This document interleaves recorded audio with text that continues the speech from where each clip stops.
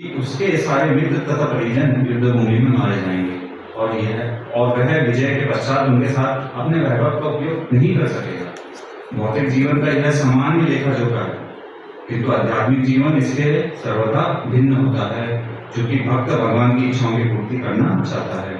अतः भगवत इच्छा होने पर वह भगवान की सेवा के लिए सारे ऐश्वर्य स्वीकार कर सकता है, किंतु यदि भगवत इच्छा ना हो तो वह ऐसा एक भी पैसा भी ग्रहण नहीं करता। अर्जुन अपने संबंधी को मारना नहीं चाह रहा था, और यदि उसको मारने की आवश्यकता हो तो अर्जुन की इच्छा थी कि कृष्ण स्वयं उनका वध कर लें। करेक्ट है, चलिए इस बात है। लेकिन अभी क्या बोला, यहाँ तक प्रभुपाद ने एक चीज बताई है कि सामान्य जीवन का लेखा जोखा है कि व्यक्ति क्या करता है, कुछ भी अचीवमेंट करता है तो दिखाना चाहता है, स्टेटस पर लगाता है कि हमने ये कर लिया, आज हम यहाँ गए थे, आज हमको भगवान के दर्शन करने गए, ये सब चीजें लोग दिखाते हैं। और किसको दिखाते हैं? जो जानने वाले हैं, और तो किसको दिखाएंगे? तो रिलेटिव्स जब हो उन्हीं को दिखाएंगे। तो अर्जुन भी ये बोल रहा है कि हमको जो ये गोविंद ये जो चीजें मिलेंगी, सुख मिलेगा, राज्य मिलेगा, भौतिक भोग की सारी चीजें मिलेंगी, हम लड़ाई क्यों कर रहे हैं? ये तो करने के लिए कर रहे हैं, लेकिन जब हमको मिल जाएगा, लेकिन ये सब लोग तो मारे जाएंगे। मारने में कितने रिश्ते बताए अर्जुन ने? 9 प्रकार के यहाँ पे बताए। इससे पहले सही रिश्ते बताए थे, लेकिन वहाँ 10 बताए थे, यहाँ पे 9 बताए। आचार्य, पित्रा, पौत्रा, पितामह, मातुला, ससुरा, साल्य, साला और पौत्रा, संबंधी और भी लोग हैं। तो बोले जब सब मारे जाएंगे तो मैं दिखाऊंगा, मतलब किसके साथ भोग करूंगा? ये जब होगा साथ में कोई बच्चे हों, इतना सारा राज्य है, होता है ना कि मैं घूमने भी जाते हैं तो चाहते हैं कि अकेले किसको घूमना पड़ता है, होता है घूमना, लेकिन लोग भी चाहते हैं कि हम जाएं साथ में, जाएं इधर जाए उधर जाए, तो फैमिली के साथ ये सब चीजें होती हैं। तो अर्जुन भी कहना चाह रहा है कि मैं किसके लिए करूँ ये सारी चीजें, ठीक है? तो यहाँ पे एक चीज समझनी होगी, यहाँ पे प्रभुपाद कह रहे हैं कि भौतिकता में ये सामान लेकर होगा, आध्यात्मिक जीवन में इसका सर्वथा भिन्न है। वहां पे जो भक्त होता है वह, क्योंकि यहाँ पे अर्जुन क्या कह रहा है कि मैं तो अपनी इच्छा नहीं कर रहा, मुझे तो राज्य नहीं चाहिए, लेकिन अर्जुन किसकी इच्छा कर रहा है यहाँ पे? वो अपनों के बारे में चिंता कर रहा है। अर्जुन अपनी इच्छाएं छोड़ के अपनों की इच्छाओं में मतलब बढ़ गया। जैसे एक भक्त हो, मतलब एक लड़का है या कोई व्यक्ति है, वो एक परिवार में रह रहा है और वो अपने परिवार की इच्छाओं पूर्ति के लिए अपनी इच्छा त्याग कर देता है। कोई भी लड़का है, लड़की है, कोई भी एक व्यक्ति अपनी इच्छाएं त्याग कर रहा है, किस लिए? कि अपने परिवार का भला। तो अर्जुन भी इसी प्रकार कर रहा है कि मैं क्यों लड़ूं, जब मेरे परिवार वाले नहीं बचेंगे तो इनको सुख तो मिलने वाला नहीं, मेरे को भी सुख नहीं मिलेगा, तो दोनों तरफ से घाटा है, तो मैं क्यों करूं? तो यहाँ पे अर्जुन ने ये तर्क है। लेकिन ये समझना होगा कि यहाँ पे भी अर्जुन किस चीज में है, वो अपने आप को सेंटर में रखा है। मतलब वो क्यों नहीं लड़ रहा? क्योंकि उसको सुख नहीं मिलता। वो ये नहीं जानना मैं भगवान को मिलना नहीं मिलता, वो बोलना मुझे नहीं, मेरे को दोनों तरफ नुकसान दिखाई दे रहा है। और इसको एक दूसरे तरीके से समझ सकते हैं कि अर्जुन ने जो तर्क दिया, तो इस तर्क पे लोग कहते हैं कि अर्जुन देखो कितना बढ़िया इंसान है, वो अपने सुख छोड़ के परिवार वालों के लिए त्याग कर रहा है। और ऐसे ही हम भी बड़े बड़े महान नेता लोग होते हैं कि उसने ये कर दिया, वो कर दिया, अच्छी बात है, हम गुणगान करते हैं कि देशभक्ति के लिए उन्होंने ध्यान दे दी, ये आर्मी वाले लोग होते हैं, भगत सिंह, ये कई सारे ऐसे भी हमारे समाज में ऐसे लोगों को सर्वोच्च माना जाता है। बहुत अच्छा है। ये चीजें कि उन्होंने ये कार्य करा, ये अपनी इच्छाएं त्याग दी, देश के लिए त्याग दी, समाज को दान दे रहे हैं, ये कर रहे हैं, तो बड़ा माना जाता है। लेकिन भगवान यहाँ पे नहीं है। भगवान क्या कह रहे हैं, मतलब इसमें क्या तर्क है कि आध्यात्मिकता जो भगवान के लिए आवश्यक है, त्याग दो, नहीं है तो वो पैसा भी नहीं, एक भी पैसा नहीं लेगा। अगर लेना होगा तो पूरा मतलब बिजनेसमैन भी हो सकता है, बड़े से बड़ा आदमी भी हो सकता है, भगवान के लिए करेगा वो सारी चीजें। जैसे अर्जुन और पांडव थे, है ना, वो पूरा राज्य चलाएंगे, पूरे भारतवर्ष के राजा बने, लेकिन वो किसके लिए बने? कृष्ण ने बोला कि आपको बनना है, आप ही लोगों को। दूसरी चीज, इसको एक तरीके से और आप समझते हैं, नीति शास्त्र होता है। नीति शास्त्र मतलब मोस्टली नीति शास्त्र होता है, मनुस्मृति होता है हमारा शास्त्र, पहले थे, अब तो पढ़ते नहीं हो। मनुस्मृति मतलब हर किसी मानव के लिए होता है।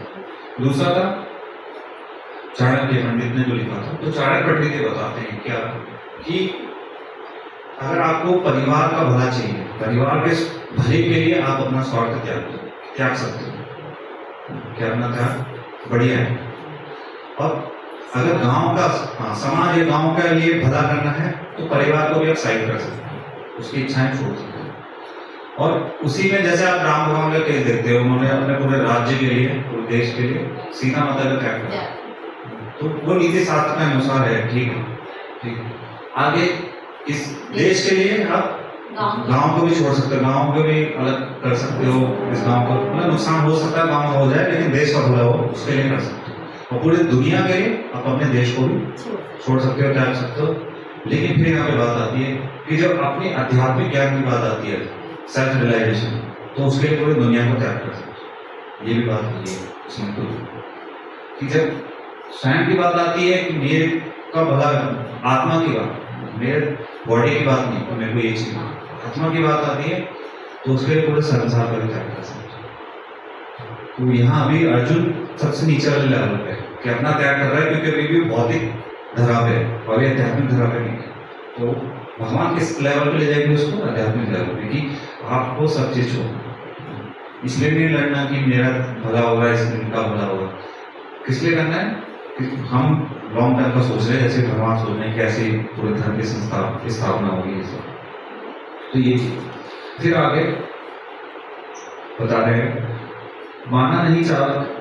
हाँ, यहाँ पे किंतु यदि भगवान इच्छा ना हो तो अपना पैसा भी ग्रहण नहीं करता। अर्जुन अपने संबंधियों को मानना नहीं चाह रहा था, और यदि उनको मानने की आवश्यकता हो तो अर्जुन की इच्छा थी कि कृष्ण ने स्वयं वध करे। इस समय उसे पता नहीं है कि कृष्ण उन सबों को युद्ध भूमि में आने से पूर्व ही मार चुके हैं और अब उसे निमित्त मात्र करना है। इसका उद्घाटन अगले अध्याय में होगा। भगवान का असली भक्त होने के कारण अर्जुन अपने अत्याचारी बंधु बांधनों से प्रतिशोध नहीं लेना चाहता था, किंतु यह तो भगवान की योजना थी कि सबका वध हो। भगवत भक्त दुष्टों के से प्रतिशोध नहीं लेना चाहते, किंतु भगवान दुष्टों द्वारा भक्त के उत्पीड़न को सहन नहीं कर पाते।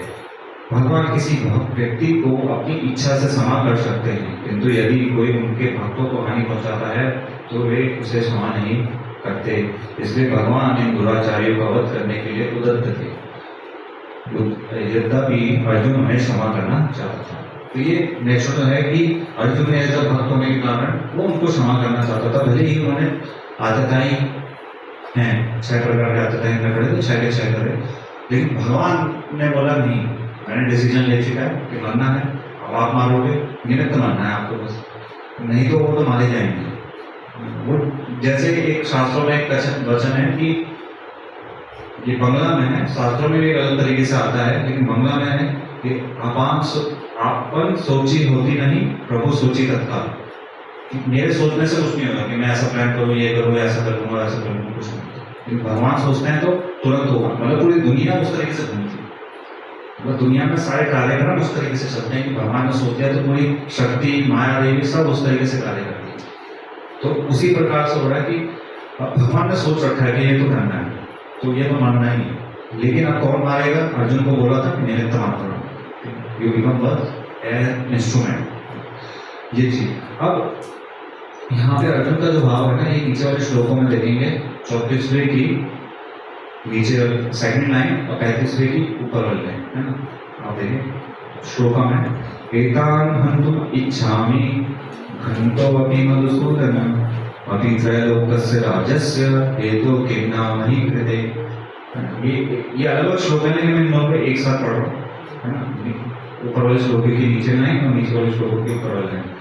तो हन्तुम इच्छामि, एतान हन्तुम इच्छामि, एतान का मतलब यहाँ पे क्या लिखा है?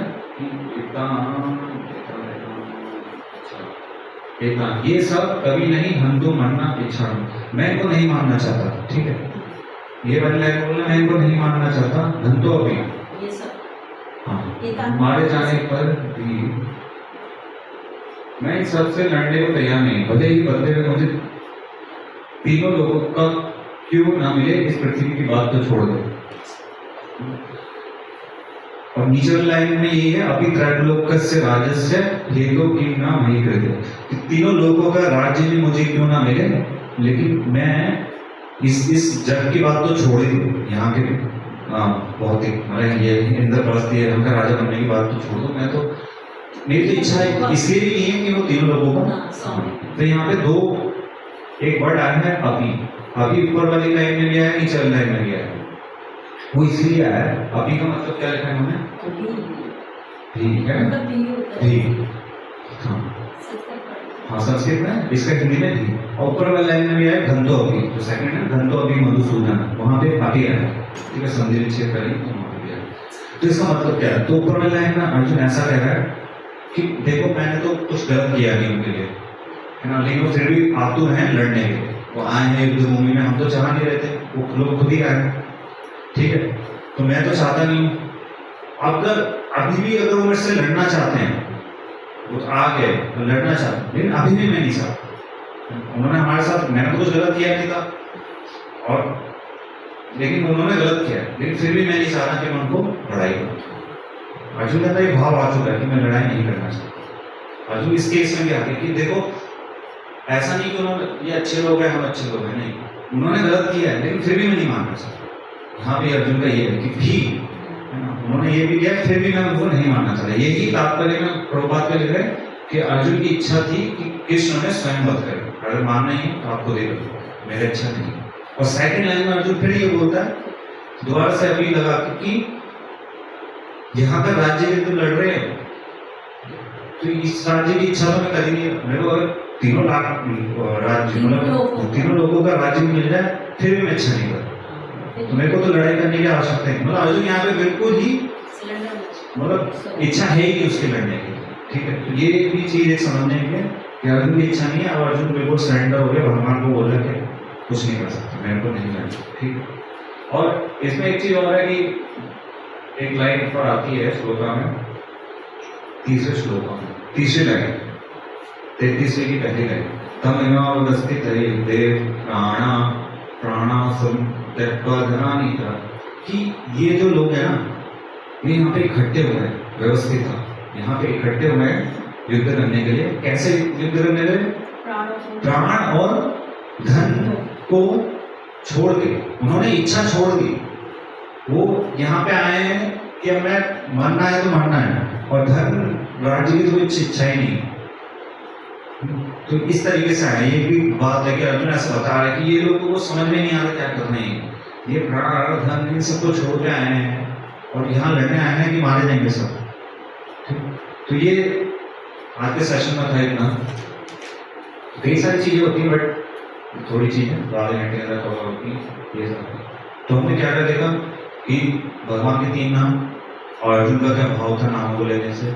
दूसरा, अर्जुन ने जो इतने सारे पितृ पौत्र ये सब गिनाए हैं और क्यों बोला कि मेरे को राज्य नहीं चाहिए, तो क्यों बोला, क्या रीजन था? क्योंकि वो अपने उनको जो पितृज्ञान है ये अपने लोगों को नुकसान नहीं पहुंचाता है कि ये लोग हैं। और उसमें एक रीजन और देता है कि मतलब अगर मैं जीत भी जाऊंगा तो दिखाऊंगा किसको, दिखाऊंगा किसको, ये भी ठीक है। और तीसरा यही था कि अर्जुन एक चीज और एक पॉइंट कि अपना क्या अपनी इच्छा छोड़ के परिवार की इच्छा या रिलेटिव की इच्छा कर रहा है, लेकिन वो भी उत्तम नहीं है, उनके बारे में सोच रहे। लेकिन लोग कहते हैं कि बड़ा देखो कितना बढ़िया है, लेकिन वो उत्तम नहीं है। सबसे उत्तम है कि अपनी आत्मा के बारे में सोचो, ठीक। और फिर नीचे हमने देखा अभी वाला जो चीजें थी कि अर्जुन की तो उससे हमको समझ आ रहा है अर्जुन की इच्छा है ही नहीं, वो चाह रहा है कि उन्होंने हमारी तरफ अत्याचार करे फिर भी मैं नहीं लड़ना चाहता, हमको बड़े से बड़ा राज्य मिले फिर भी नहीं लड़ना चाहता, यहाँ की तो बात छोड़ दो। तो अर्जुन ने यहाँ पे बिल्कुल अपनी इच्छा प्रकट कर दी कि मेरी तो इच्छा है ही नहीं लड़ने की। देखिए कितना बड़ा चेंज आया। अभी कुछ लोग पहले हम देख रहे थे अर्जुन बिल्कुल उत्साहित था कि दिखाओ मुझे, तब बीच में लेके चलो, मैं देखना चाहता हूँ कौन है। ऐसी हमारी लाइफ में भी होता है अचानक, ठीक। तो ये भी है, मोस्टली ये था, बाकी आप देखिएगा रिकॉर्डिंग में। क्वेश्चन है या गुरु जी यहाँ पे प्रभुपाद जी ने बहुत अच्छी बात इसमें लिखी है, तो प्रत्येक व्यक्ति अपने इंद्रियों को तुष्ट करना चाहता है, किंतु ईश्वर उनकी तरफ मतलब उतना ही देते हैं जितने के वो पात्र है ना। हर मनुष्य दुख का कारण यही है कि हर मनुष्य मतलब सोचता है मुझे इतना मिल जाएगा, इच्छा करता है, इच्छा उसकी बढ़ती जाती है, और जब उसे नहीं मिलता तो वो दुखी होता है। ये प्रभुपाद जी ने बहुत अच्छा हमको बताया। हाँ वही कि गोविंद का मतलब ये नहीं कि हमारी इच्छा पूरी करते हाँ, रहेंगे। हाँ। भगवान हमारे ऐसे पिता हैं, मैंने बोला था ना कि जो हमारी चीजों के बारे में जानते हैं कि हमारे लिए कितना आवश्यक है और उतना ही देते हैं। हमें हमारी इच्छा के अनुसार नहीं मिलता तो दुख का कारण देखते हैं। हमने इच्छा करी तो मिला नहीं, अपने पात्रों तक देखते हैं। धन्यवाद। और